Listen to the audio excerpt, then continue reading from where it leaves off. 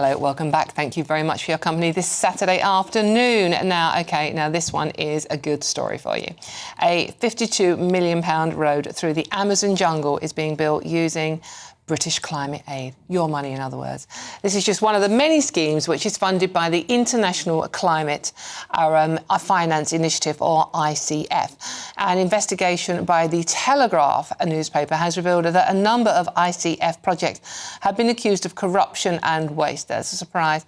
All of this comes as the COP30 climate summit is just days away, and Keir Starmer will be jetting into it, obviously.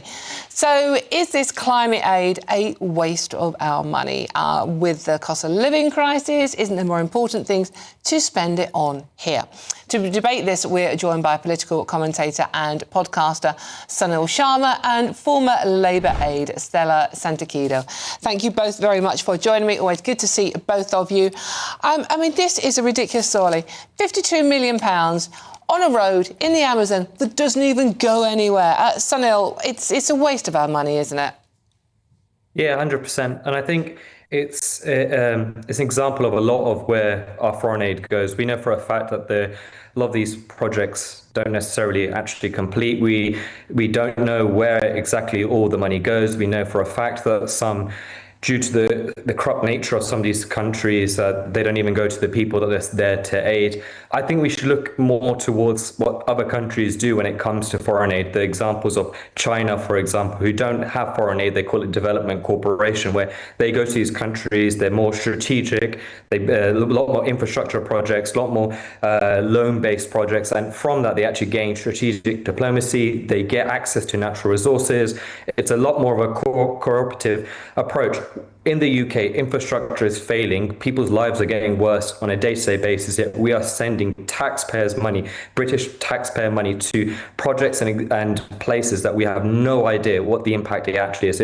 It's a crazy scenario, and I think it's really deeply worrying. And I would love there to be a much bigger investigation in terms of where every single penny of foreign aid goes. We know for a fact some of the countries it goes to, the impact it has isn't what it should be. More than 250 million goes to Ukraine. That's even before we talk about the 3 billion that it costs for us to house many of these refugees from Ukraine.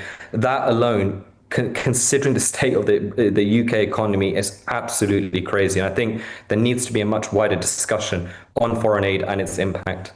OK, Stella, what do you make of this? So which one is it? Do we want to do what China does, which is precisely as you said, they are spending loads of money to make sure that they have access in all of these developing countries while we are vacating the space?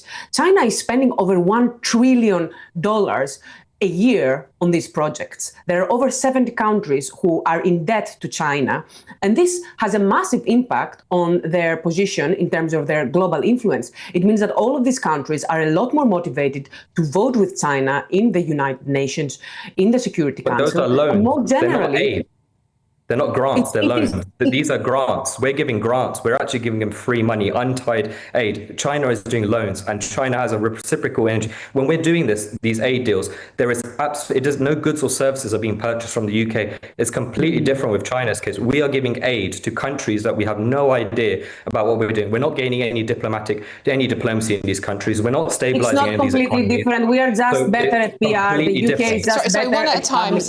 Stella, you have your say now.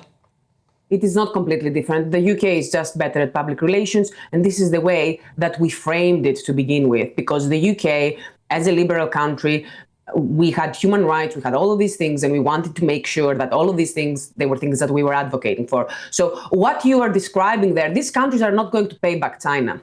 China is never going to pay, it's not going to see a single pound back from the money that they are investing in these countries, from all of these roads that they're building and all of these ports and all of these places. Like, yeah, sure, there are some places where it is a loan, but there are a lot of other places where, believe me, they do not expect to get that money back. So in terms of the effect and in terms of what is happening, it is exactly the same thing. The point is, we no longer have that amount of money, but foreign aid to begin with, it was always about global stability. It was always about halting the refugee crisis that we have seen, how much more expensive refugee crisis has been for Europe, rather than if from the beginning we have invested as much as was needed to make sure that these situations do not escalate. Sunil? I think that's totally untrue. Escalate. So Syria, we give more than 100 million pounds to Syria. What's that doing? Syria is unstable. Not doing. We give more than 100 million pounds to Afghanistan. That's not stable. We give 80 million to Pakistan. We give money to Bangladesh. Lots of these countries are not stable. We're not helping in any of those circumstances. We give foreign aid for the simple basis of virtue signaling. Look at us, we're doing something good. Charity starts at home. The UK economy is crashing. The UK average person in their life is getting considerably worse. And you can't compare it to China because China is a bigger economy, but China have a much more strategic way of doing it. We don't. We do not have the same manpower as China. China is a population of more than 1 billion. We're barely 70 million. It's not helped the refugee crisis. If anything, it's got worse. You look at, we're spent more than £3 billion on Ukraine. What has that achieved for UK? Nothing. We are spending absurd amounts of money. We're being foreign aid or in foreign relations that are having a negative impact on the UK. And I think with the state of the UK economy right now, what UK people are going through, I think under no circumstances should we be given this money. Every single penny should be scrutinised. You know, we're constantly increasing taxes on every single person in the UK, but we're happy to give foreign aid when we have no reality. Let's bring Stella back in. Stella, what about the fact that charity should begin at home? People are really suffering in this country. I'm not going to say that all of this money is being spent in the best way. And we know very well that foreign aid is money it's very difficult to do foreign aid correctly. It is hard. You don't just go into another country and you clean up the mess. That is not how it works. However, the UK and the US, they were global powers for a reason.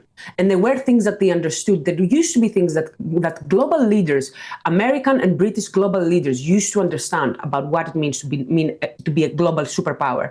And the reason why we are no longer that is because we have completely abdicated responsibility and have forgotten how to do big things. So yes, while I agree with you, there is a lot of corruption in all of these schemes. And I am not at all in favor of having very woolly-mouthed random projects here and there, small projects here and there. But there are things that you can do, and there are things that only big government projects can do. And I do think that some of them really are worth it. And, you know, like I was reading through the Telegraph investigation about this project, and absolutely, they have uncovered some corruption, which we know exists. But then we're saying things like, oh, why are we handing out condoms in Congo? And how is that going to avert climate catastrophe? Well, isn't one of the problems that we have with the refugee crisis that there are far too many young people in some of these countries without economic opportunity? So surely that should be the least of our problems. Surely that should be the least controversial aspect of it.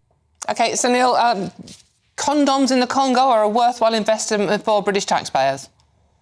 No, absolutely not. You want to solve the refugee crisis in terms of the UK, shut the borders. I mean, it's quite straightforward. We're not a global power, and hopefully one day that can happen again. But right now, UK is not a global power. And I agree, it needs to do more big deals. It needs to be big projects, but that's not on the basis of foreign aid. That's from business to business. That's lowering taxes, creating an economy where you actually encourage businesses to stay in the UK, where it's British entrepreneurs, in making a much better economy and making their trade easier so that we can grow the British economy. It's not through foreign aid. It's not through governments going to Congo and helping. Sorry, Sunil. Sunil and Stella, I have to finish that one there. I'm going to finish it on the phrase growing the British economy, because I think we'd all agree that would be a very good thing. Sunil Sharma and Stella Santakido, thank you both very much for joining me on that one. And of course, let me know what you think about there. Would you rather spend money here or in the Congo?